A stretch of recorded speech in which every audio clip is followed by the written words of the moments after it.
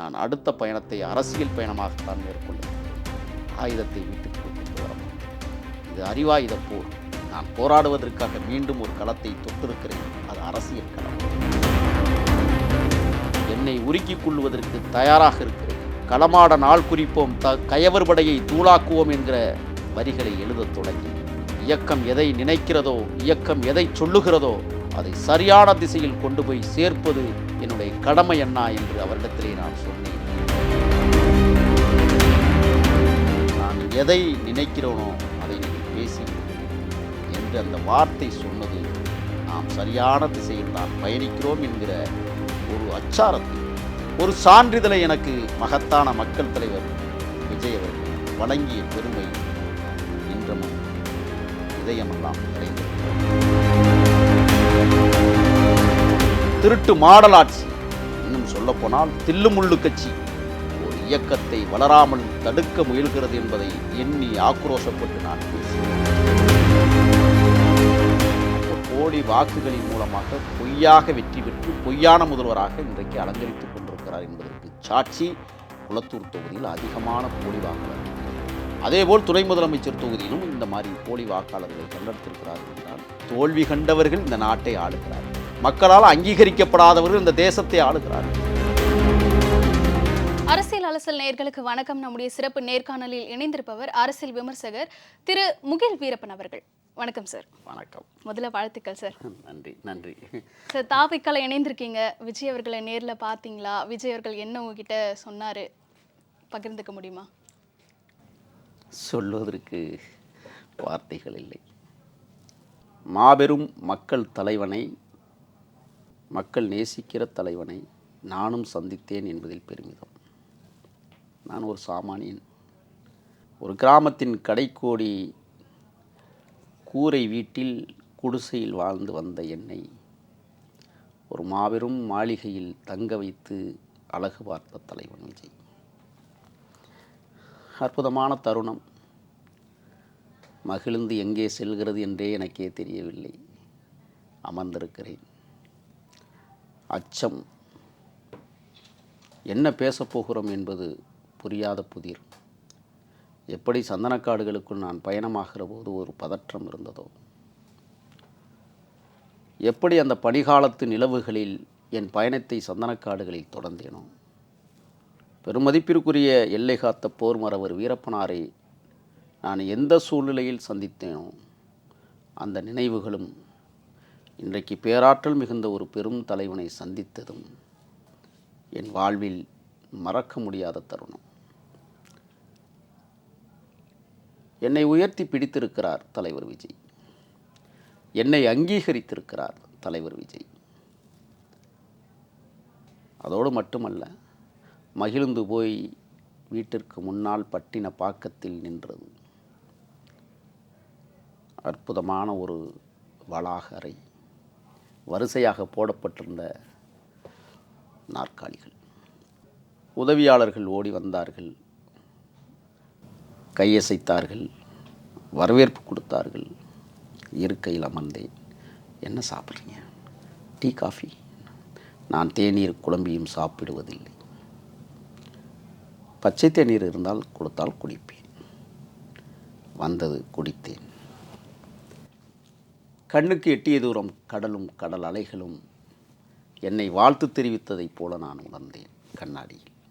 நாவாய் கூட்டங்கள் பறந்து திரிந்தது. மனிதர்கள் எறும்புகளைப் போல ஊறிச் சென்ற அற்புத காட்சிகள். சாக்கடையும் உப்பு நீரும் ஒன்றாக கலக்கிறதை கண்களால் பார்க்க முடிகிற தூரம். ரசித்தேன். தேநீர் வந்தது, குடித்தேன். தமிழர்களின் பண்பாட்டை உணர்த்துகிற சில புகைப்படங்கள், சில சிற்ப வகைகள் சுற்றிலும் பார்த்தேன், ரசித்தேன். பெரிய தொலைக்காட்சி. கற்பூர பொம்மை ஒன்று, கைவீசும் தென்றல் உண்டு என்கிற அந்த அற்புதமான இசைஞானியுடைய வரிகள், பாடல்கள் இதயத்தை நொறுக்கி கொண்டிருந்த சூழல். கழிவறை போக வேண்டும், எங்கே இருக்கிறது தேடினேன். ஒருவரிடத்தில் கேட்டேன். கையை காட்டினார். சென்றேன். திறந்ததும் இருட்டு. வெளிச்சம். பொத்தானை தேடுகிறேன், தெரியவில்லை. மீண்டும் வெளியே திறக்கிறேன். அவர் சொன்னார், கழிவறைக்கு முன்னால் செல்லுங்கள், விளக்கு தானாகவே எரியும் என்றார். முடித்துவிட்டு வெளியே வந்து அமர்ந்தேன்.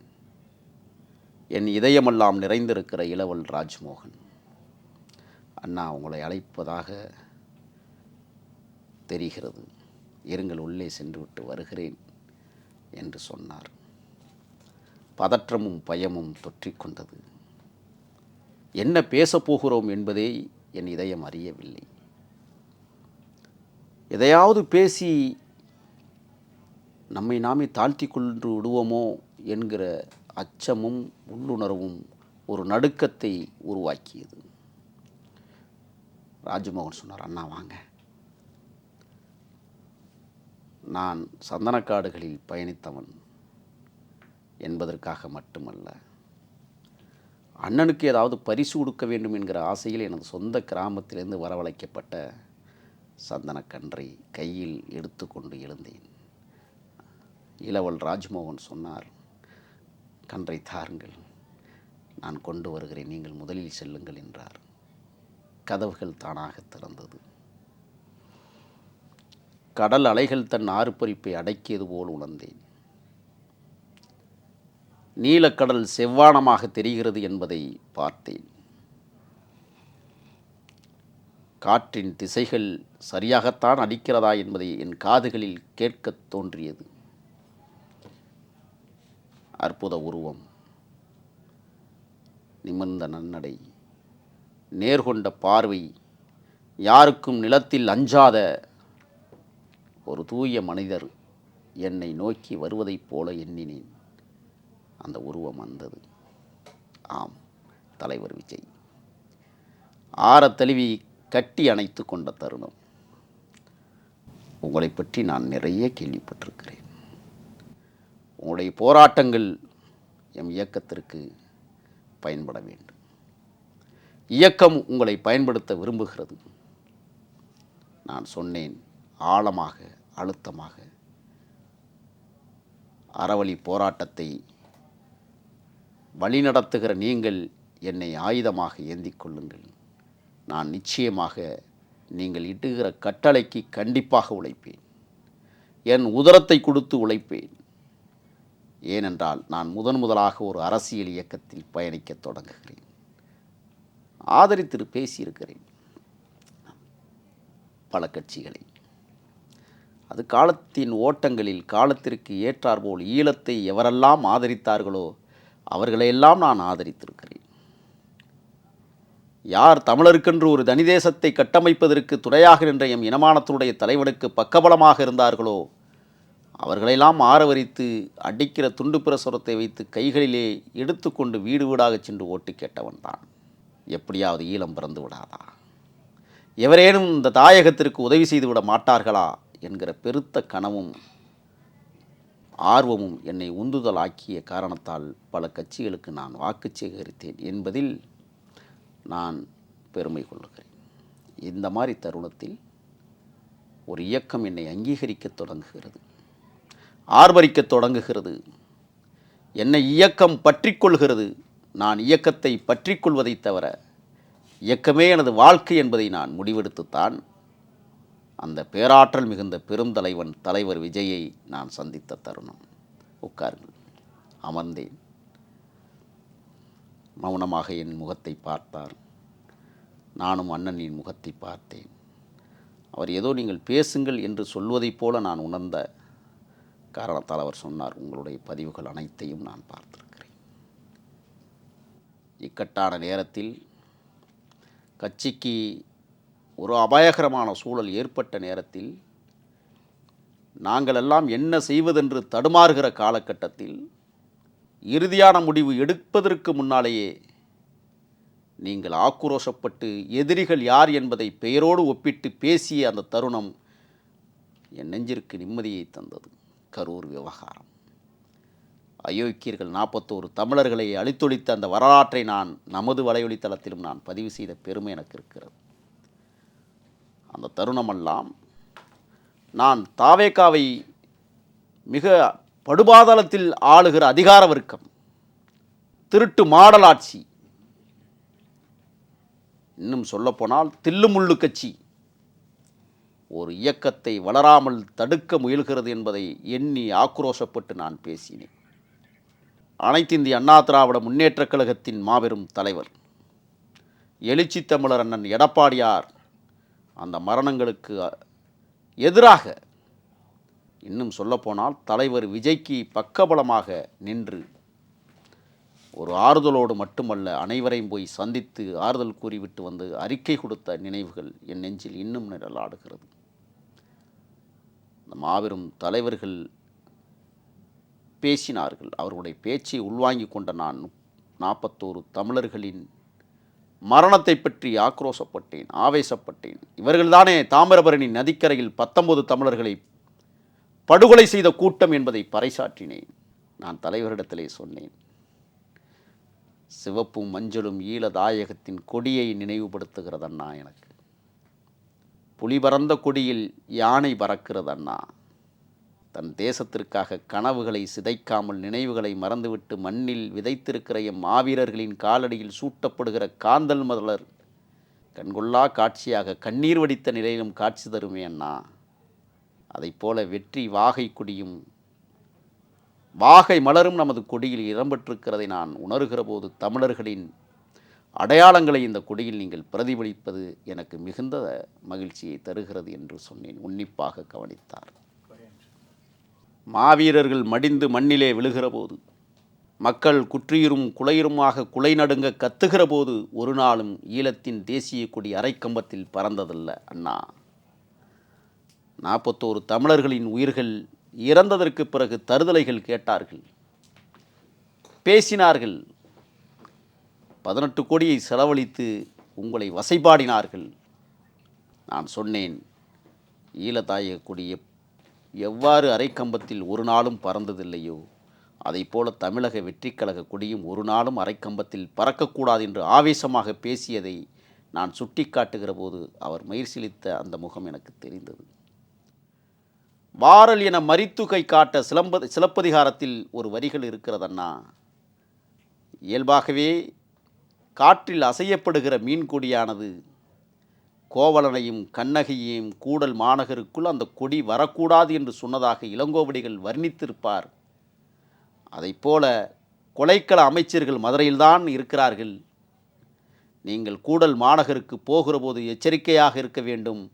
தமிழகத்தின் வெற்றி கழகமாம் அதனுடைய கொடி வாகை கொடி உங்களை காற்றில் இயல்பாகவே அசைந்து வரவேற்கிறதண்ணா.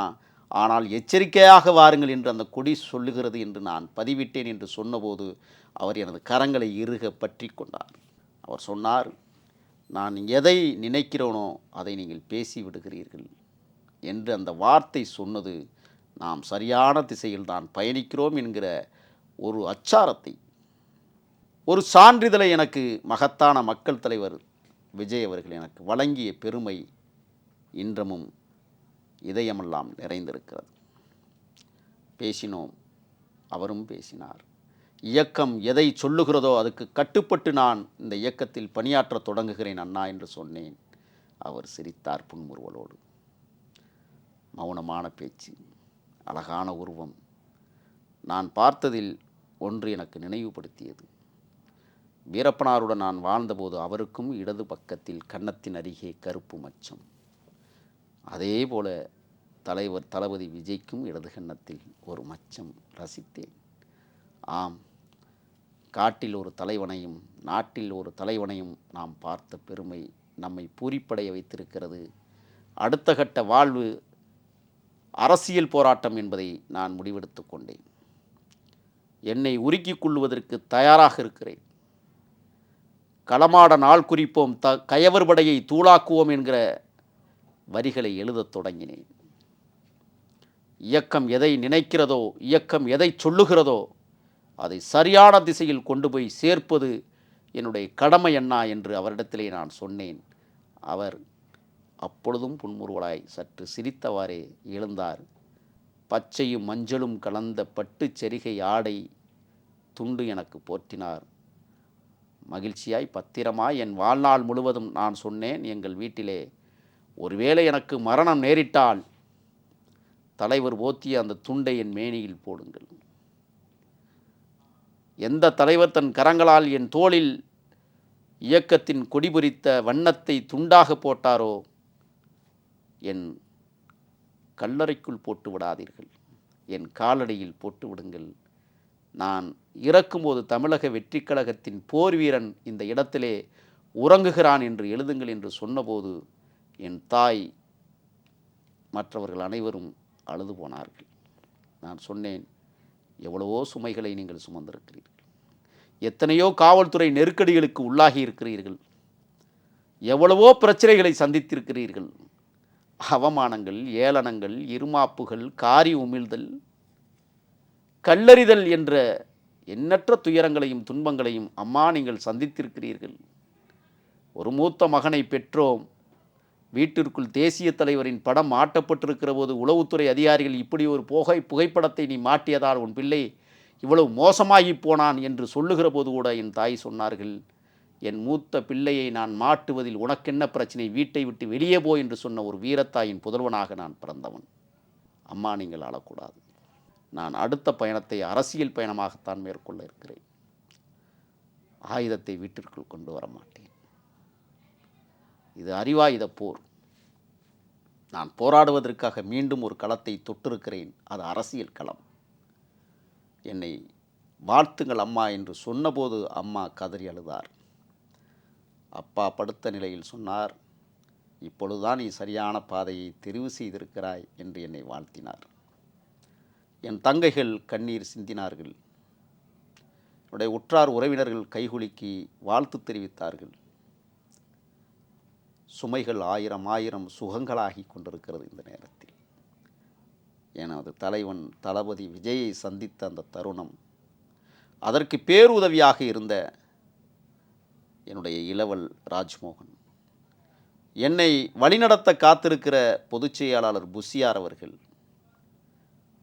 மரியாதைக்குரிய ஆதவர்ச்சனா அவர்கள், நிர்மல்குமார் அவர்கள், ஜான் ஆரோக்கியசாமி அவர்கள், எண்ணற்றவர்கள் வழிநடத்துகிற பாதையில் சரியாக வழித்தடத்தை தேர்வு செய்து களமாடுவதற்கு புறப்பட்டிருக்கிறேன். இந்த போர் என்பது இந்த தேசத்தை அழித்து அட்டூழியம் செய்கிற, அடக்குமுறைகளை ஏவிக்கொண்டிருக்கிற திருட்டு மாடல் ஆட்சியை ஒழித்து கட்டுவதற்கு நான் சபதம் எடுத்திருக்கிறேன் என் தலைவர் வழியில். ஓகே சார், நீங்கள் எந்த கட்சியுமே சாராதவர், தனித்துவமாக தான் இருந்தீங்க. திடீர்னு தாவேக்கால இணைய காரணம் என்ன சார்? திராவிட முன்னேற்றக் கழகம் கொடுத்த நெருக்கடிகள், தொடர்ந்து சம்மன்கள், காவல்துறை உருட்டல்கள், மிரட்டல்லாம் நான் பயந்தவன் கிடையாது.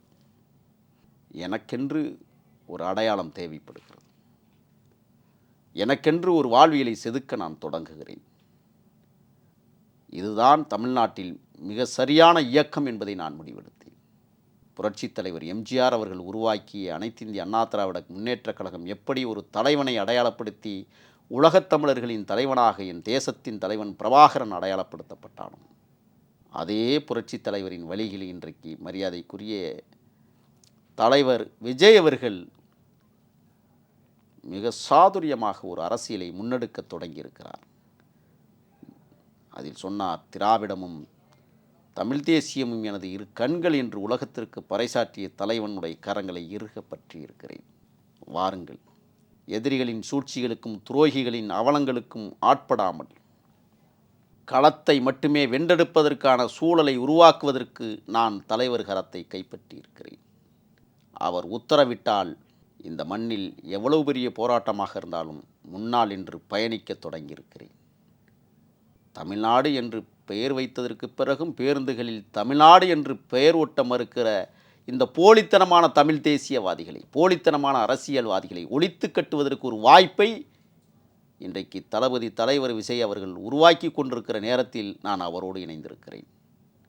மீனவர்களின் அன்றாட பிரச்சனைகளை பற்றி பேசுகிற ஒரு தலைவன் பின்னால் அணிவகுக்க காத்திருக்கிறேன். அதோடு மட்டுமல்ல, அடக்குமுறை ஆட்சிகளை ஒழித்து கட்டுவதற்கு யார் எதிரி யார் துரோகி என்பதை உலகத்திற்கு பறைசாற்றிய ஒரு தலைவனோடு கரம் கோர்க்க புறப்பட்டிருக்கிறேன். இதையெல்லாம் மீறி பெண்களுக்கு எதிராக நடைபெறும் வன்முறை, கொலைவெறி ஆட்டங்கள், தீண்டாமைக்கு எதிராக நடக்கிற ஆணவ படுகொலைகள், சிறுமிகளுக்கே பாலியல் தொல்லை, பாலியல் கொடுமைகள் தருகிற அயோக்கியத்தனமான ஒரு சில காவல் பொறுக்கிகளை தோல் உரிப்பதற்காக தலைவர் விஜயின் கரத்தை கைப்பற்றி இருக்கிறேன். கோடி கோடியாய் கொள்ளையடித்த இந்த கூட்டத்தை அம்பலப்படுத்துவதற்காக, ஆரோக்கியமான அரசியலை முன்னெடுத்துச் செல்வதற்காக தலைவர் விஜயை நான் கரம் பற்றி இருக்கிறேன். ஒரு அத்தியாயம் எழுத துவங்குகிறது. அது புரட்சியும் உண்டு, எழுச்சியும் உண்டு என்பதை உங்களுக்கு பறைசாற்ற விரும்புகிறேன். தலைவர் எந்த தடத்தை காண்பிக்கிறாரோ அந்த தடத்தில் என் காலடி தடங்கள் பயணிக்க தொடங்குகிறது. அது எவ்வளியான போராட்டங்களாக இருந்தாலும், எம்முறை அடக்குமுறைகளாக இருந்தாலும் உடைத்தெறிவதற்கான காலச்சூழலை உருவாக்கி கொண்டிருக்கிறேன். எதிரிகள் யார் என்பதை தலைவர் வழிகாட்டுதலோடு அம்பலப்படுத்த இருக்கிறேன். கொள்ளையடிப்பவர்களின் கூடாரங்களை தீ வைத்து கொளுத்துவதற்காக புறப்பட்டிருக்கிறேன். இந்த தேசத்தை அடகு வைத்து, அடமானம் வைத்து, அலங்கோலப்படுத்திய அயோக்கியர்களின் ஆட்சியை அறவே அகற்றுவதற்காக நான் என்னை சபதம் எடுத்திருக்கிறேன். தலைவர் வழிகாட்டுதலோடு தமிழ்நாட்டு அரசியல் தளத்தில் நானும் ஒரு தலைவனுக்கு சாதாரண தொண்டனாக அரும்பெரும் பணியை பணியாற்றுவதற்கு நான் ஆசைப்படுகிறேன். தாவேக்கால உங்களுக்கு எந்த மாதிரியான பதவிகள் கொடுத்துருக்காங்க சார்? தலைவர் முடிவெடுப்பார். நீங்கள் என்ன எதிர்பார்க்குறீங்க இதை கொடுப்பாங்கன்னு சொல்லிட்டு? நான் எதையும் எதிர்பார்த்து கட்சிக்குள் செல்லவில்லை. மக்களுக்கு பணியாற்றுவது மட்டுமே எனது கடமை. உழைப்பதற்கு ஒரு உத்தரவாதம் தாருங்கள் என்று ஓங்கி உயர்ந்த குரலோடு இருக்க வேண்டும் அல்லது நடக்க வேண்டும் என்பதற்காக இணைந்திருக்கிறேன். பதவிகளுக்காகவோ பணத்துக்காகவோ ஒரு நாளும் நான் சோரம் போக மாட்டேன்.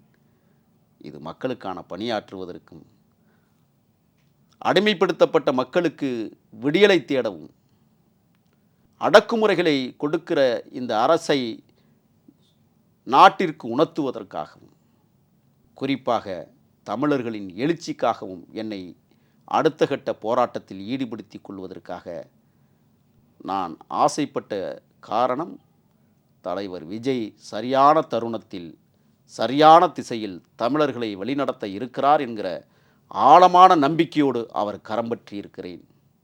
பொறுத்துருங்க. Okay sir. இன்னைக்கு சமத்துவ கிறிஸ்மஸ் விஜயுடைய தலைமையில் நடந்திருக்கு. சில பேராயர்கள் வந்து நாங்கள் உங்களோட இருப்போம், எங்களோட ஆதரவு உங்களுக்கு இருக்குது அப்படின்னு சொல்லியிருக்காங்க. இதே மாதிரி உதயநிதி அவர்களும் ஒரு கிறிஸ்துமஸ் கொண்டாட்டத்தில் வந்து கலந்து கொண்டிருக்காங்க. இதை நீங்கள் எப்படி பார்க்குறீங்க சார்? செருசலேத்தில் பிறந்த இயேசு பிரான், 2 வாழைப்பழங்களை தாருங்கள், இல்லாதவருக்கு எல்லோருக்கும் உணவளிக்கிறேன் என்று சொல்லி உலகத்திற்கு பறைசாற்றிய மாபெரும் வழிகாட்டி இயேசு.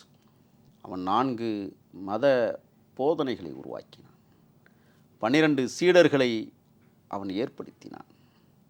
கிமு 6 அல்லது 7ஆம் நூற்றாண்டுகளில் வாழ்ந்ததாக சொல்லப்படுகிறது.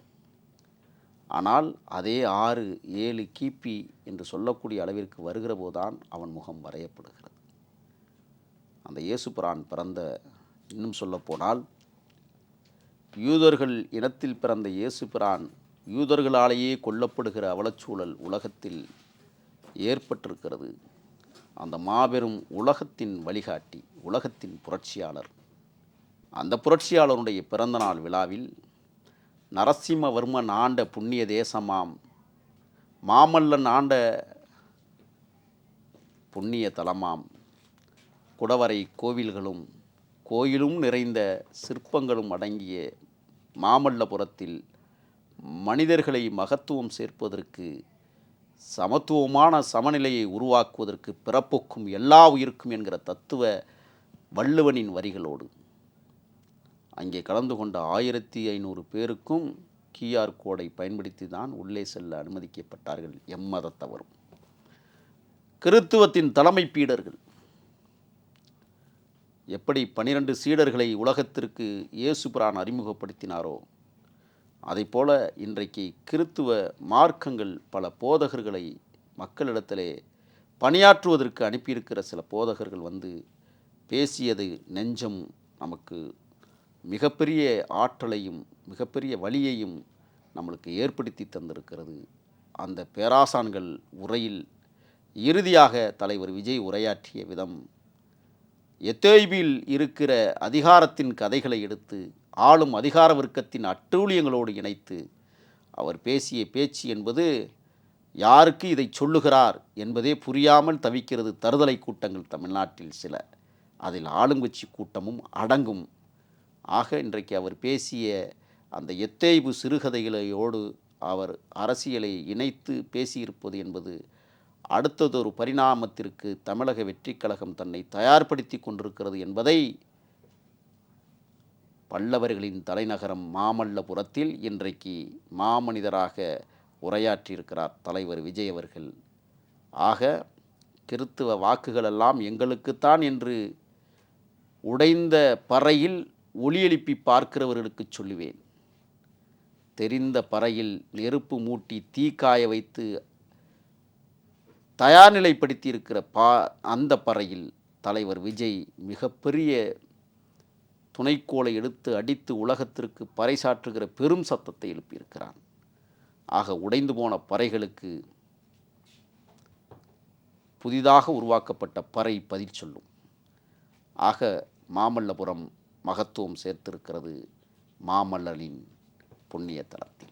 எஸ்ஐஆரால் இப்போ தமிழ்நாட்டில் கிட்டத்தட்ட 1 கோடி வாக்காளர்கள் நீக்கப்பட்டிருக்காங்க. அதுலேயும் வந்து துணை முதல்வர் தொகுதி, முதல்வர் தொகுதி, அமைச்சர்கள் தொகுதின்னு சொல்லிட்டு அவங்களோட தொகுதியில் வந்து நிறைய வாக்காளர்களை வந்து நீக்கியிருக்காங்க. இது எப்படி விமர்சனம் வைக்கப்படுதுன்னா, போலி வாக்காளர்களை வைத்து தான் திமுக வந்து ஜெயிச்சதுன்ற மாதிரியான விமர்சனம் வைக்கப்படுது. இது நீங்கள் எப்படி பார்க்குறீங்க? உண்மையாகவே போலி வாக்காளர்களை வைத்துத்தான் வென்றிருக்கிறார்கள் என்பது நமக்கு கண்கூடாக தெரிகிறது. ஏன்னா 2011 தேர்தலில் 2900 வாக்கு சில்லறைகள் தான் இன்றைக்கு ஆண்டு கொண்டிருக்கிற தமிழக முதல்வர் குளத்தூர் தொகுதியில் வெற்றி பெற்றிருக்கிறார். அன்றைக்கு மேயராக இருந்த மாண்புமிகு அனைத்து இந்திய அண்ணா திராவிட முன்னேற்றக் கழகத்தை சார்ந்த துரைசாமி அவர்களிடத்தில் அவர் வென்றார். அவர் வழக்குக்கு சென்றார். இந்த வழக்கு நிலுவையில் இருக்கிறது என்பதை நாம் புரிந்து கொள்ள வேண்டும். ஆனால் அந்த தொகுதியில் இன்றைக்கி அதிக பெரும்பான்மையாக தமிழ்நாட்டிலேயே போலி வாக்காளர்களை இன்றைக்கு அடையாளப்படுத்தி இருக்கிறது தேர்தல் ஆணையம் அல்ல, உங்கள் ஆட்சியின் கீழ் இயங்கக்கூடிய அரசுடைய அதிகாரிகள், குறிப்பாக மாவட்ட ஆட்சித்தலைவர், கணக்கெடுத்தவர்கள் உங்கள் ஆட்சியில் பணியாற்றக்கூடியவர்கள். அப்போ போலி வாக்குகளின் மூலமாக பொய்யாக வெற்றி பெற்று பொய்யான முதல்வராக இன்றைக்கு அலங்கரித்து கொண்டிருக்கிறார் என்பதற்கு சாட்சி குளத்தூர் தொகுதியில் அதிகமான போலி வாக்காளர்கள் கண்டெடுப்பு. அதேபோல் துணை முதலமைச்சர் தொகுதியிலும் இந்த மாதிரி போலி வாக்காளர்களை கண்டெடுத்திருக்கிறார்கள் என்றால் தோல்வி கண்டவர்கள் இந்த நாட்டை ஆளுகிறார்கள், மக்களால் அங்கீகரிக்கப்படாதவர்கள் இந்த தேசத்தை ஆளுகிறார்கள், தேர்தலில் வெற்றி பெறுவதற்கு வாய்ப்பில்லாதவர்கள் இந்த தேசத்தை இன்றைக்கு கொள்ளையடித்து கொண்டிருக்கிறார்கள் என்றால் வருகிற தேர்தல் தான் உண்மையான தேர்தலாக உலகத்திற்கு பறைசாற்ற இருக்கிறது. எங்கே இப்போ எஸ்ஐஆரை பற்றி பேச சொல்லுங்கள். உங்களெல்லாம் ஏன் பேச மறுக்கிறார்கள்? கூப்பாடு போட்டார்களே, தடை கேட்டு ஓடினார்களே, இன்றைக்கு வந்து வெளியில் வந்துருச்சே, காலக்கெடும் கொடுத்துருக்கிறது தேர்தல் கமிஷன். விடுபட்டவர்கள் புதிதாக வாக்குகளை சேர்த்து கொள்ளுங்கள் என்று பதிவிட்டிருக்கிறது. அப்படி என்றால் இவ்வளவு ஆண்டு காலம் இவர்களுடைய பித்தலாட்டம், பொய்மை உலகத்திற்கு இன்றைக்கு உண்மையை உணர்த்தியிருக்கிறது. வாருங்கள், களமாடுவதற்கு தானே காத்திருக்கிறோம். குளத்தூர் தொகுதி எவ்வளவு அவலமான ஒரு சூழலை உருவாக்கியிருக்கிறது என்பதை இன்றைக்கு தெள்ளத் தெளிவாக காட்டியிருக்கிறது எஸ்ஐஆரின் மூலமாக. ஆக இடையில எவனும் குறுக்குச்சால் ஓட்டக்கூடாது, அதையும் சொல்லிவிடுறேன். திருப்பியும் பொய் வாக்குகளை சேர்த்துடக்கூடாது, கவனமாக இருக்கணும் அரசு அதிகாரிகள். இதைவிட மிக முக்கியமானது, வாக்குச்சாவடியில் மிக முக்கியமாக தேர்தல் கமிஷனுக்கு ஒரு உத்தரவை பிறப்பிக்க வேண்டும். தயவு செய்து தமிழ்நாட்டு அதிகாரிகளை வச்சு தேர்தல் நடத்தாதீர்கள். ஏன்னா எல்லாமே திமுக ஆட்சி காலத்தில் வேலைக்கு சேர்ந்தவர்கள் தான் பணியாற்ற இருக்கிறார்கள். தனக்கு ஒரு வேலை கொடுத்த திமுக கட்சிக்கு சாதகமாக இருக்க வேண்டும் என்கிற எண்ணம் படைத்தவர்கள் வேலை செய்ய இருக்கிறார்கள். அவரெல்லாம் அப்புறப்படுத்துங்க. நேர்மையான, உண்மையான, உறுதியான தேர்தலாக இருக்கட்டும். அது ஜனநாயக தேர்தலாக இருக்க வேண்டும். அதான் வந்துருச்சுல களம். இன்னும் 4 மாதம் தானே, இன்னும் 4 பிறைகளுக்கு பிறகு சூரியன் உதிக்குதா என்னங்கிறத நான் பார்க்கத்தானே இருக்கிறோம். ஓகே சார், இப்போ தாவேக்கால நீங்கள் இணைந்திருக்கீங்க, ஃபிலிக்ஸ் அவர்கள் இணைந்திருக்காங்க. இந்த மாதிரி வந்து இணையத்தில் அதிக செல்வாக்கு பெற்றவர்கள் வந்து தற்பொழுது இணைந்திருக்காங்க. இது எப்படி சார், இது ஒரு ஸ்ட்ராட்டஜியா தாவேக்காக்கு? அப்படி இல்லை, உழைத்தவர்களுக்கு உண்மையாகவே பரிசு தருகிற மாபெரும் இயக்கம் தமிழக வெற்றி கழகம். மரியாதைக்குரிய தோழர் பெலிக்ஸ் அவர்கள், அவருடைய உழைப்பு சாதாரணமானதல்ல தமிழ்நாட்டில். இந்த அரசுகளால் அவர் கைது செய்யப்பட்டவர், பலமுறை அடக்குமுறைகளை எதிர்கொண்டவர். அவர் இன்றைக்கு தெளிவான முடிவெடுத்து தன்னுடைய சக நண்பனாக அல்லது சக கல்லூரி தோழனாக இருந்த விஜயின் கரத்தை அவர் கரம் பிடித்திருக்கிறார் என்றால் தன்னுடைய நண்பனுக்கு வலு சேர்ப்பதற்கு வந்து இணைந்திருக்கிறார்.